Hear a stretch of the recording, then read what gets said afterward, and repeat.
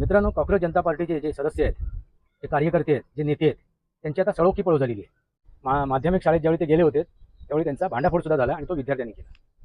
मित्रांनो, ह्या ज्या गोष्टी घडतात, ह्या ज्या घटना घडत आहेत, तुम्हाला एक गोष्ट लक्षात आणून दिली जात असेल. केरळमध्ये जे विद्यार्थी विद्यार्थिनी युवक तिथे जे आंदोलनासाठी बसले होते आणि ते माती खात होते आणि गवत खात होते, तिलचट्टे जे आहेत, हे झोरळ आहेत, त्यांचा जो समाचार घेतला जातोय गावोगावात, खेड्यापाड्यात, त्या ज्यावेळी ते प्राथमिक शाळेत माध्यमिक शाळेत जात आहेत आणि तिथे त्या किशोरांना म्हणजे त्या कुमार आणि कुमारिकांना जे काय त्यांनी चिन्हित केलेलं आहे आणि त्यांच्या मनात विष पेरण्याचं काम करत आहेत, दिशाभूल करण्याचा प्रयत्न करत आहेत, संभ्रम निर्माण करण्याचा प्रयत्न करत आहेत. त्याच्यातून तुम्हाला काय वाटते, काय स्पष्ट होते? आपले विचार कमेंट बॉक्समध्ये मांडा. वास्तवावर बोलू काहीतरी या शृंखलेला सबस्क्राईब करा, बेल आयकॉन दाबा, माझे विचार लाईक करा, आपले विचार कमेंट बॉक्समध्ये मांडा.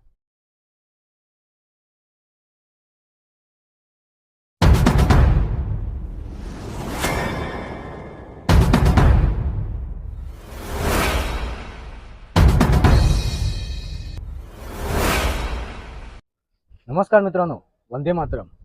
वास्तवावर बोलू काहीतरी या शृंखलेमध्ये पुन्हा एकदा आपलं स्वागत. मी आपला मित्र राजेश वासंती साबाजी. मित्रांनो, कॉक्रोच जनता पार्टीचे जे सदस्य आहेत, जे कार्यकर्ते आहेत, जे नेते आहेत, त्यांची आता सळोखी पळू झालेली आहे.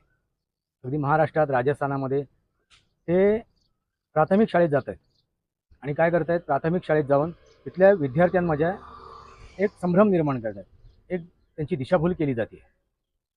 ज्यावेळी त्यांनी जंतर मंतरवरती हा आंदोलन छेडलं होतं त्याचवेळी ह्या गोष्टी लक्षात आल्या होत्या, त्या स्पष्ट झाल्या होत्या. त्यांना कोणतंही आंदोलन करायचं नव्हतं, त्यांच्या पुढ्यात कोणता अजेंडा नव्हता, म्हणजे विद्यार्थ्यांचा अजेंडा नव्हता. अजेंडा होता, तो अजेंडा कोणता?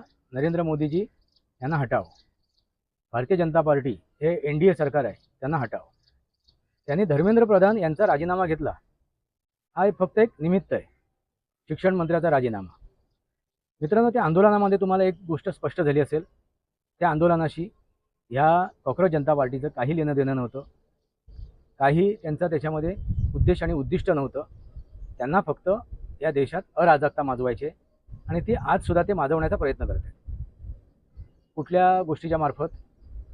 तर त्यांनी पूर्वी जंतर मंतरवरती झेंजींना हे केलं होतं, झेंजी, आता ते जेन अल्फा. आणि झेंजी म्हणजे त्यांच्या मते युवा, भारताचा युवा. याच्यावरती मी अनेक वेळा बोललो आहे, माझं मत मांडलेलं आहे. भारतीय युवा आणि झेंजी याच्यात जमीन आसमानचा फरक आहे.